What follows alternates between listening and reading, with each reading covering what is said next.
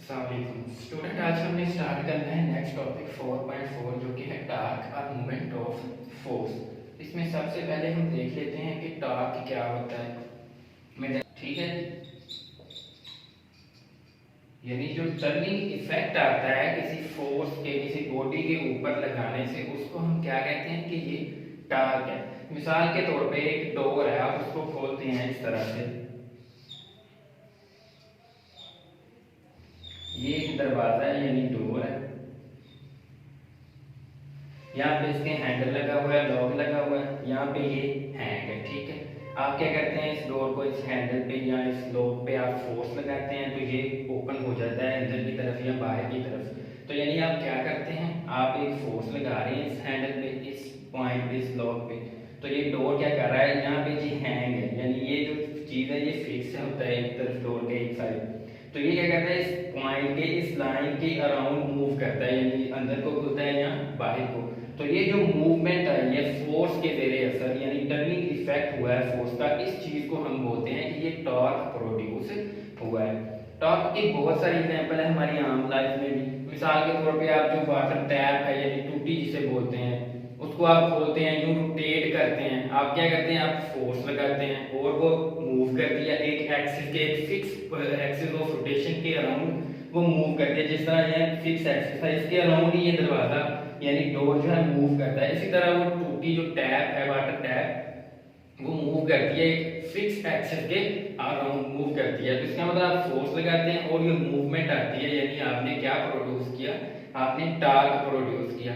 इसी तरह आप शार्प पेंसिल आप शार्प करते हैं शार्पनर के अंदर, तो आप क्या करते हैं, उसको रोटेट करवाते हैं। रोटेट करवाते हैं इसका मतलब क्या हो रहा है, आप फोर्स लगा रहे हैं और वो एक पॉइंट के अराउंड मूव कर रहा है, यानी मूवमेंट आ रही है फोर्स की वजह से। तो ये जो मूवमेंट आ रही है ये क्या हो रहा है, ये टॉर्क प्रोड्यूस हो रहा है बिकॉज फोर्स लग रही है, उसके फोर्स की वजह से टर्निंग इफेक्ट आ रहा है। इस चीज को हम बोलते हैं कि ये टॉर्क प्रोड्यूस हुआ है। ठीक है जी, अब टॉर्क के बाद कुछ टर्म्स हैं। नेक्स्ट, रिजिड बॉडी क्या होती है। ठीक है, रिजिड बॉडी ऐसी बॉडी को हम कहते हैं जिसके ऊपर आप फोर्स लगाते हैं तो उसके अंदर जितने पार्टिकल्स हैं उनके दरमियान जो डिस्टेंस है वो चेंज नहीं होता। यानी एक बॉडी है, आप उसके ऊपर फोर्स लगा रहे हैं और फोर्स लगाने के बाद उसके पार्टिकल के दरमियान जितना डिस्टेंस पहले था उतना ही रहता है, यानी उसकी इस बॉडी की शेप चेंज नहीं होती। दूसरे लफ्जों में आप इस तरह कह सकते हैं कि एक फोर्स आप किसी बॉडी पे लगाते हैं और फोर्स के नतीजे में वो बॉडी अपनी शेप को चेंज नहीं करता, वैसे का वैसा ही रहता है, उसके पार्टिकल के दरमियान जो डिस्टेंस है वो उतना ही रहता है, यानी बॉडी डीफॉर्म नहीं होता। तो इस तरह की बॉडी को आप कहते हैं कि ये रिजिड बॉडी है। मिसाल मैं आपको देता हूं, फर्स्ट करें ये कोई ब्रिक्स है, ईंट है, इस तरह इसके दरमियान ये जो जितने भी पार्टिकल है उनके दरमियान जो डिस्टेंस है वो फिक्स है। आप क्या करते हैं, यहाँ पे एक फोर्स लगाते हैं, आप ईंट को फोर्स लगाते हैं यानी दबाते हैं, तो आप क्या होता है, इन पार्टिकल का डिस्टेंस चेंज होगा नहीं होगा। ठीक है, इसका मतलब ये जो इनके दरमियान डिस्टेंस है वो फोर्स लगाने के बाद चेंज नहीं हुआ, इसका मतलब ये डीफॉर्म नहीं हुई। तो ये क्या है जी, एक रिजिड बॉडी है। इसी के मुकाबले में अगर ये एक स्पंज है यानी फोम है, इस तरह से इसके दरमियान जो पार्टिकल का डिस्टेंस वो फिक्स है। पहले आप क्या करते हैं, इसके ऊपर एक फोर्स लगा देते हैं, फोर्स लगाते हैं तो आप क्या करते हैं, उसको डीफॉर्म कर देते हैं। स्पंज के ऊपर जब फोर्स आप लगाते हैं उसको दबाते हैं तो वो क्या होता है, उसके दरमियान जो पार्टिकल है उनके दरमियान डिस्टेंस क्या होता है, चेंज हो जाता है, और चेंज होने से उसकी शक्ल जो है वो तब्दील हो जाती है यानी डीफॉर्म हो जाती है। इसलिए ये एक रिजिड बॉडी नहीं है। ब्रिक्स क्या है, ये एक रिजिड बॉडी है क्योंकि इसके ऊपर जब आप फोर्स लगाते हैं तो उसके दरमियान जो पार्टिकल हैं उनके दरमियान जो डिस्टेंस है वो चेंज नहीं होता, चेंज नहीं होता, इसका मतलब वो बॉडी डीफॉर्म नहीं होता। तो इसका मतलब रिजिड बॉडी हम ऐसी बॉडी को कहेंगे जिसके ऊपर आप एक फोर्स लगाते हैं और वो अपनी शक्ल चेंज नहीं करते यानी डीफॉर्म नहीं होती, उसके पार्टिकल के बिटवीन जो डिस्टेंस होता है वो सेम ही रहता है, चेंज नहीं होता फोर्स के लगाने से। ठीक है जी, ये था जी आपका रिजिड बॉडी क्या होता है। उसके बाद नेक्स्ट जो टर्म है हमारे पास वो है एक्सिस ऑफ रोटेशन।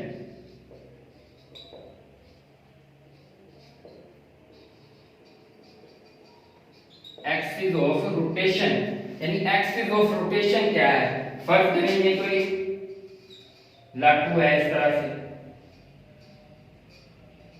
इसको आप घुमाते हैं तो ये जमीन के ऊपर घूमता है और ये इसी लाइन के अराउंड, ये जो लाइन है इसके सेंटर में इसी लाइन के अराउंड यूं घूमता रहता है। तो इसका मतलब ये जो पॉइंट है, ये जो लाइन है, इसको हम कहेंगे कि ये एक्सिस ऑफ रोटेशन है, यानी जो भी रोटेशन है इस लाइन के अराउंड हो रही है। तो इसका मतलब ये जो लाइन है ये वाली, ये क्या होगा हमारा एक्सिस ऑफ रोटेशन होगा, यानी वो पॉइंट या वो लाइन जिसके अराउंड कोई बॉडी मूव करता है। मिसाल के तौर पे ये पॉइंटर है, ये इस तरह घूम रहा है, तो इसका एक्सिस ऑफ रोटेशन ये सेंटर वाली जो लाइन है, ये पॉइंट है, ये है, क्योंकि ये सारी रोटेशन इसके अराउंड है। यानी किसी जिस्म की जो रोटेशन एक एक्सिस के अराउंड होती है उसको हम बोलते हैं कि ये एक्सिस ऑफ रोटेशन है, यानी जिसके गिर्द, जिस लाइन के या जिस पॉइंट के गिर्द वो रोटेशन हो रही है उसको हम कहते हैं कि ये एक्सिस ऑफ रोटेशन है। ठीक है, मिसाल के तौर पे ये डोर वाली मैंने आपको एग्जांपल दी थी इस तरह से,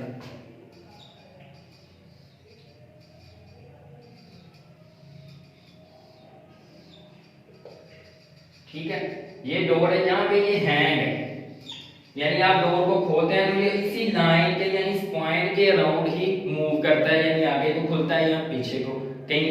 तो ये क्या मतलब वो इस लाइन के अराउंड ही मूव कर रहा है। ये जो लाइन है तो ये क्या होगी, ये होगा हमारा एक्सिस ऑफ रोटेशन, क्योंकि जो सारी रोटेशन है इस लाइन के अराउंड होती है। ठीक है, इसके बाद हमारे पास एक नेक्स्ट टर्म आ जाती है,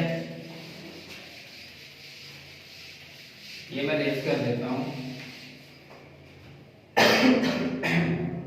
rigid body axis of rotation. और नेक्स्ट जो टर्म है हमारे पास line of action of force है। ठीक है, line of action, line of action of force, यानी वो पॉइंट या वो लाइन जहां पर फोर्स लग रही है। मिसाल के तौर पर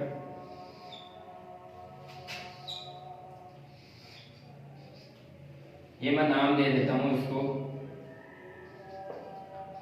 ए बी सी और डी। ठीक है, ये वाली जो लाइन है ये आप कह रहे हैं कि ये एक्सिस ऑफ रोटेशन है। ठीक है, ये वाला पॉइंट यानी जो मूवमेंट होगी इस लाइन के अराउंड होगी। ठीक है, अब line of action of force कौन सा पॉइंट है, कौन सी जगह है जहां पर कोई फोर्स लग रही है, उस जगह को हम कहते हैं कि ये line of action of force है। ठीक है, अब यहाँ पे फोर्स लग रही है यानी इस लाइन पे, ये क्या होगा हमारा line of action of force. और ये जहां पे वो बॉडी मूव कर रहा है, इसी रोटेशन कर रहा है एक्सिस के गिर्द, उस जगह को हम कहते हैं कि ये एक्सिस ऑफ रोटेशन है। ठीक है, और इन दो पॉइंट्स के दरमियान ये जो डिस्टेंस है सारा ये वाला यहाँ से यहाँ तक का, इसको आप कहते हैं कि ये मूवमेंट आर्म है, मूवमेंट आर्म, यानी इसे आर से या एल से रिप्रेजेंट करते हैं, यानी वो डिस्टेंस जो फोर्स और एक्सिस ऑफ रोटेशन के बिटवीन, यानी जहां पे फोर्स लग रही है और जो फोर्स लग रही है जिस पे लग रही है उसके दरमियान जो डिस्टेंस होगा वो क्या होगा, मूवमेंट आर्म, इसे आर या एल से रिप्रेजेंट करते हैं। अब हम देखते हैं कि ये टार्क जो होता है वो किन चीजों पे डिपेंड करता है, यानी किस चीज के ऊपर डिपेंड कर रहा है, ज्यादा या कम हो रहा है, किस वजह से हो रहा है। तो इसमें जो सबसे पहली चीज है वो तो है जी फोर्स पे डिपेंड करता है, यानी फोर्स ज्यादा होगी तो टार्क भी ज्यादा प्रोड्यूस होगा। आप ज्यादा फोर्स के साथ दरवाजे को, डोर को ओपन करते हैं तो टार्क भी ज्यादा प्रोड्यूस होगा। फिर अगर आप कम फोर्स के साथ लगाते हैं इसको, डोर के ऊपर कम फोर्स लगाते हैं तो जो टार्क प्रोड्यूस होगा वो भी कम होगा। इसके बाद जो नेक्स्ट चीज है जिसपे टार्क डिपेंड करता है वो क्या है, वो ये फासला है जहां पे फोर्स और जिस जगह पे फोर्स लग रही है उसके बिटवीन जो फासला है जिसे हम मूवमेंट आर्म कहते हैं, इसको फोर्स कहते हैं। अब डोर है, डोर के आपने नोट किया होगा जो अक्सर हैंडल या लॉक होता है वो एक साइड, जहां पे डोर हैंग है और उसके दूसरी साइड पे वो एंड पॉइंट पे होता है, मिसाल के तौर पे इस तरह, यानी यहाँ पे होगा वो पॉइंट, यानी लॉक या वो हैंडल होगा वो इस किनारे पे होगा, डोर के दूसरे किनारे पे। यहाँ पे क्योंकि यहाँ पे अब ये फासला जो है लाइन ऑफ एक्शन फोर्स और एक्सिस ऑफ रोटेशन यानी ये जो फिक्स एंड है और जहाँ पे फोर्स लग रही है उसके बिटवीन ये डिस्टेंस ज्यादा है। अगर यही पॉइंट हम यहाँ पे कर दें तो यहाँ पे हम अगर फोर्स लगाते हैं तो फिर टार्क कम प्रोड्यूस होगा। इसका मतलब है जो टार्क हम प्रोड्यूस होता है वो डिपेंड करता है फोर्स के साथ साथ इस डिस्टेंस पे भी, यानी जहाँ पे फोर्स लग रही है और जिस चीज के ऊपर लग रही है उसके दरमियान जो डिस्टेंस है उस पे भी डिपेंड करता है, यानी मूवमेंट ऑफ आर्म पे डिपेंड करता है। एक मैं आपको और एग्जांपल दे देता हूँ किस तरह ये डिपेंड करता है लेंथ पे, यानी ये जो डिस्टेंस होता है लाइन ऑफ एक्शन और एक्सिस ऑफ रोटेशन के दरमियान। ठीक है, यहाँ पे कोई नट होता है या बोल्ट होता है जिसको आप इसके साथ टाइट करते हैं या लूज करते हैं। ठीक है, ये स्पैनर है। अब यहाँ पे आप फोर्स लगा रहे हैं, मिसाल के तौर पे यहाँ पे आप क्या करते हैं फोर्स लगा रहे हैं और ये जो पॉइंट है यहाँ पे फोर्स लग रही है। अब अगर इस स्पैनर की लेंथ कम है, यानी ये मैंने इस तरह बनाया, एक मैं बड़ा बना देता हूँ स्पैनर, यानी इसकी लेंथ इससे ज्यादा है। ठीक है, अब क्या है फोर्स यहां पे लग रही है,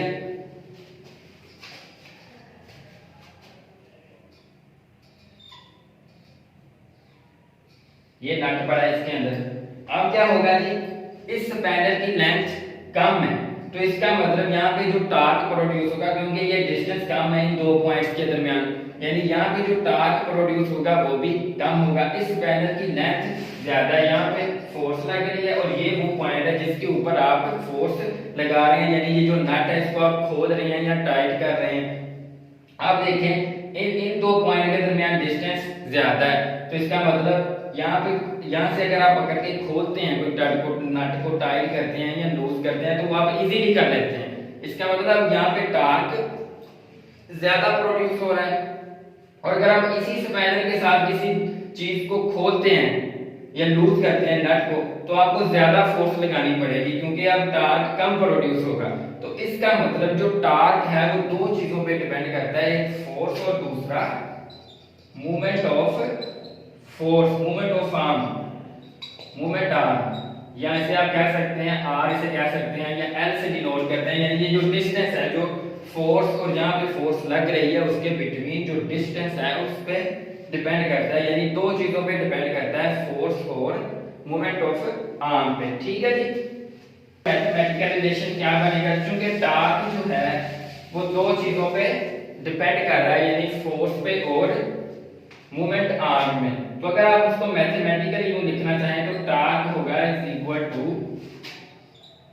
force F multiply L, L यानी वो डिस्टेंस जो फोर्स और फोर्स जहां पे फोर्स लग रही है उसके बिटवीन जितना डिस्टेंस है, मूवमेंट आर्म भी इसे कहते हैं। तो यानी इसका मतलब ये डायरेक्टली प्रोपोर्शनल है फोर्स के और मूवमेंट ऑफ आर्म के, यानी वो डिस्टेंस के। ठीक है जी, इसको हम अगर इसका हम देखना चाहें कि इसका यूनिट क्या है, एफ क्रॉस है, तो टार्क का जो एसआई यूनिट है, एसआई यूनिट ऑफ टार्क वो बन जाएगा जी हमारे पास न्यूटन मीटर। ठीक है जी, फोर्स का न्यूटन और लेंथ का यानी डिस्टेंस का मीटर, तो हमारे पास जो टार्क का एसआई यूनिट आ जाएगा वो होगा न्यूटन मीटर। ठीक है जी, ये था जी आपका टॉपिक टार्क और मूवमेंट ऑफ फोर्स, ये इसका दूसरा नाम है मूवमेंट ऑफ फोर्स। यहाँ तक ठीक क्लियर है जी, ये था आपका ये टॉपिक 4.4। Thank you.